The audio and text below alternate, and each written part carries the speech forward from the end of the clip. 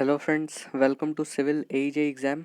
अभी हम MP PSC का असिस्टेंट इंजीनियर का 2016 का एग्ज़ाम डिस्कस करने जा रहे हैं। क्वेश्चन नंबर 1 से स्टार्ट करते हैं।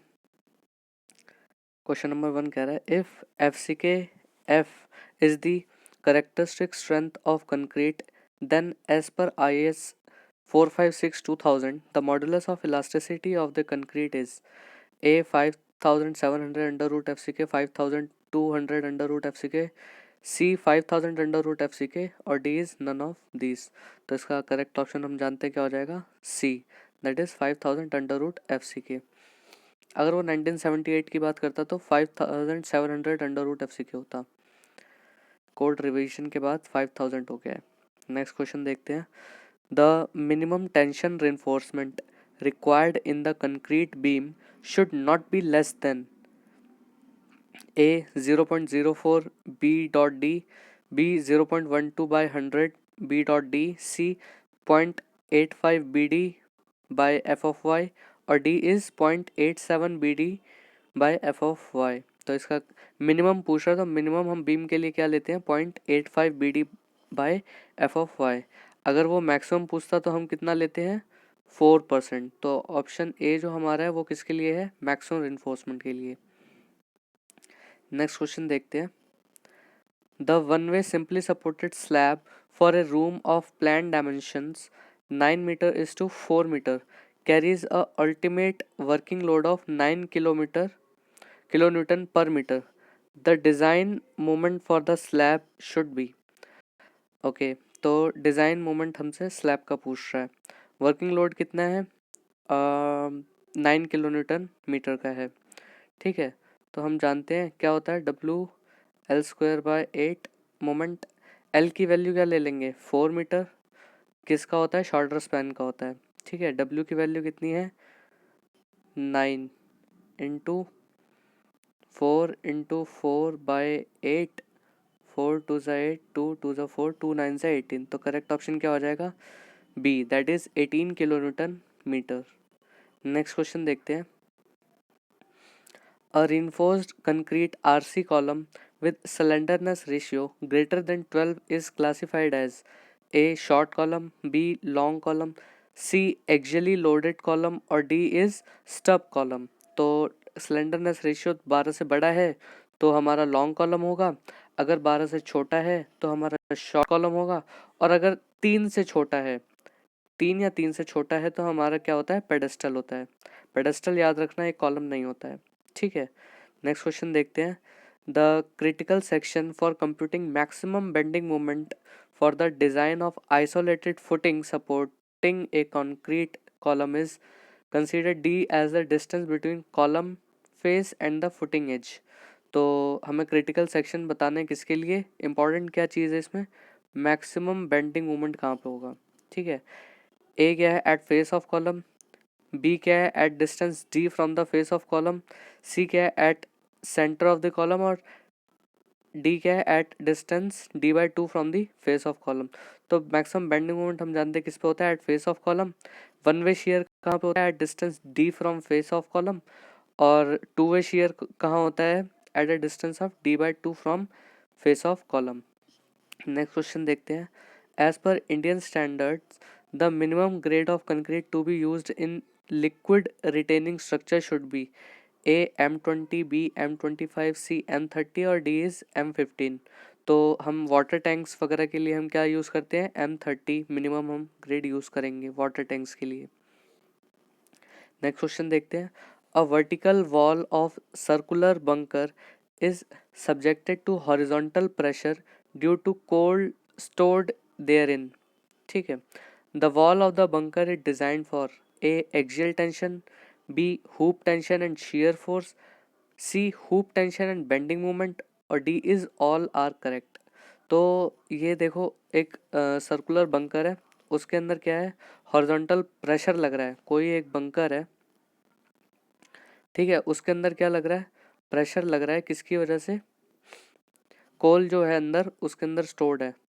तो प्रेशर लगने की वजह से क्या होगा, हुप टेंशन क्रिएट होगी उस सेक्शन में, और उसकी वजह से क्या होगा, एक बेंडिंग मोमेंट क्रिएट होगा। तो इसका करेक्ट ऑप्शन क्या होगा? C, that is hoop tension and bending moment. Next question देखते हैं। In a 10 metre long simply supported pre stress concrete beam, if pre-stressing force equals to P, eccentricity equals to E, area of cross section equals to A, section modulus equals to Z, bending moment due to dead load equals to MA, bending moment due to live load equals to M, ये कुछ printing थोड़ी सी miss printing हुई है इधर। The resultant stress due to dead load and live load at the top fibre at mid span is given by. ठीक है, अब ये प्री स्ट्रेस का क्वेश्चन है। ऑप्शंस देखते हैं क्या है। ओके, इस फॉर्म में हमसे पूछा है। ठीक है, तो P बाय ए ऑप्शन क्या है? P by A negative of P E by Z, positive of M G by Z और positive of M Q by Z. तो ए हमारा क्या हो जाएगा? करेक्ट हो जाएगा। क्यों करेक्ट होगा? देखो, एक तो आएगा हमारा डायरेक्ट टेंशन, एक आएगा फ्लेक्सुरल स्ट्रेसेस आएंगे।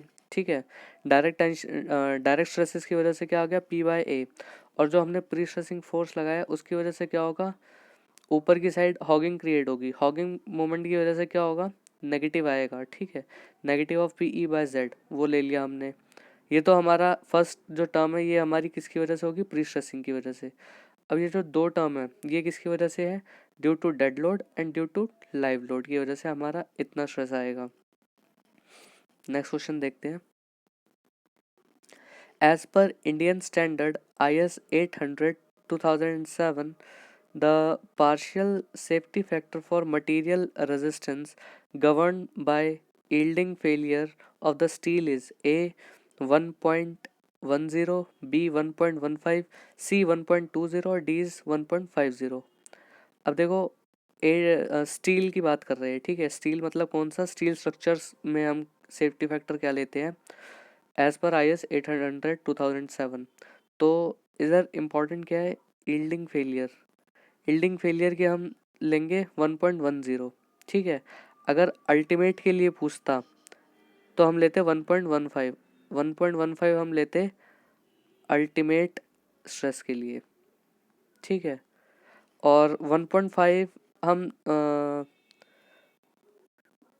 1.25 हम सिर्फ तब लेते हैं जब हमारा एक ही केस में लेते हैं हम 1.25, दैट इज जब हमारा वेल्डिंग का केस हो और वो भी फील्ड वेल्डिंग का। ठीक है, नेक्स्ट क्वेश्चन देखते हैं। A solid steel plate having yield strength of 250 MPa, the design strength in yielding Newton per mm square में बताना है। ठीक है, A 200, B 217, C 227 और D इज 250। तो अभी ऊपर हमने पढ़ा है डिज़ाइन स्ट्रेंथ के लिए हम क्या करते हैं? फैक्टर ऑफ सेफ्टी से डिवाइड कर देंगे। तो इधर देखो क्या दे रखी है? यील्ड स्ट्रेंथ दे रखी है। अगर वो अल्टीमेट बोलता तो हम 1.15 ले लेते हैं। ठीक है, नो डाउट। तो इधर हम क्या करेंगे? डिज़ाइन स्ट्रेंथ के लिए हम क्या लेंगे? 250 अपॉन में 1.1 कर देंगे। तो इस 250 अपॉन 1.1 नियरली इक्वल टू 227 आएगा हमारा कुछ। ठीक है, तो करेक्ट ऑप्शन क्या हो जाएगा? सी। नेक्स्ट क्वेश्चन देखते हैं। अ plate of size 100 mm 10 mm having yield strength of 250 MPa, the design strength of plate in yielding of the cross section। ठीक है, अगेन डिजाइन स्ट्रेंथ का क्वेश्चन पूछ लिया उसने। ठीक है, यील्डिंग के लिए तो अब देखो हमें क्या दे रखा है? 250 MPa। तो 250 MPa का मतलब क्या होता है? Newton per mm square, no doubt, into area में दे रखा है एक 100 mm इंटू 10 mm का, 100 इंटू 10 का। ठीक है, और अपॉन में अब देखो डिज़ाइन स्ट्रेंथ की बात कर रहे तो हम 1.1 कर देंगे। इसको काटेंगे तो ये अभी हमने बताया था 2.227 समथिंग आ रहा था।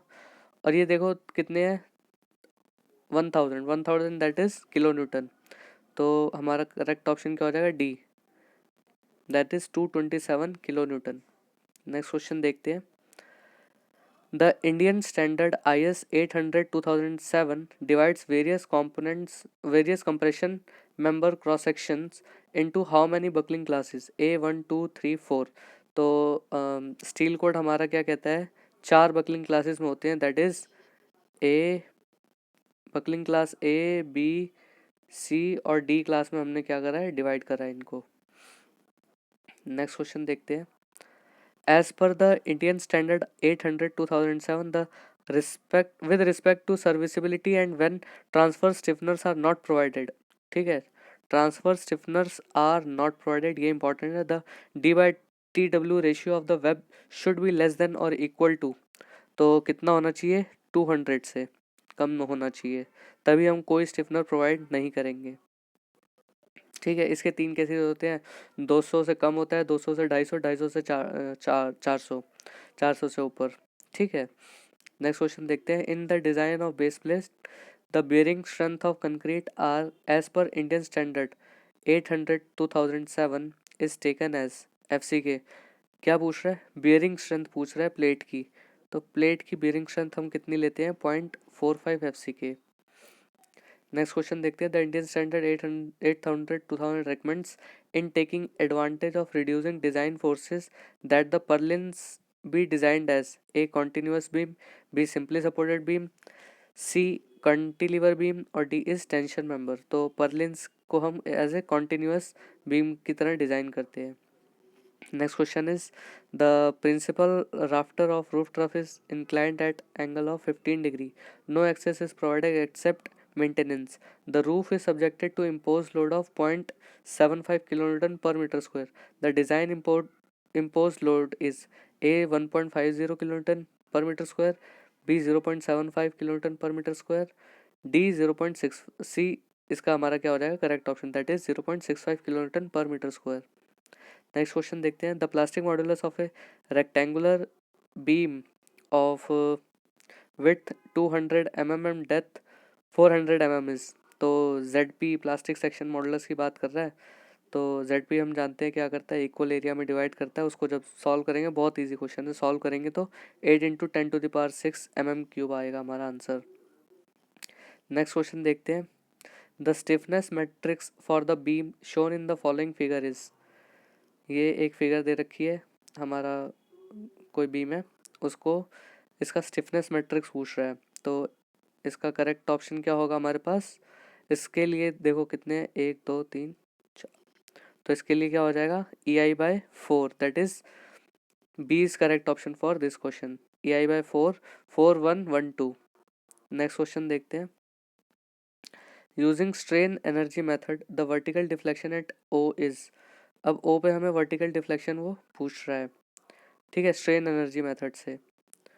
स्ट्रेन एनर्जी मेथड देखो कुछ भी नहीं होता, दो केसेस होते हैं, एक बीम के लिए होता है और एक इन इस टाइप स्ट्रक्चर के लिए होता है। इसके लिए हम क्या करते हैं, summation of S²L/2EI 2AE, sorry, axial rigidity, ठीक है, हमारा क्या होता है AE। एस क्या होता है, बेसिकली हमारा जो भी लोड लग रहा है, ठीक है। अब देखो सबसे पहले तो तुम्हें क्या करना पड़ेगा, इसका वो निकालोगे, लोड हमारा कितना शेयर कर रहा है ये दोनों मेंबर, ये हमारा कितना हो जाएगा 3 मीटर, ठीक है, इस 3 मीटर और ये 4.2 मीटर 24 मीटर, तो इससे हम पहले तो देख लेंगे एंगल कितना बन रहा है।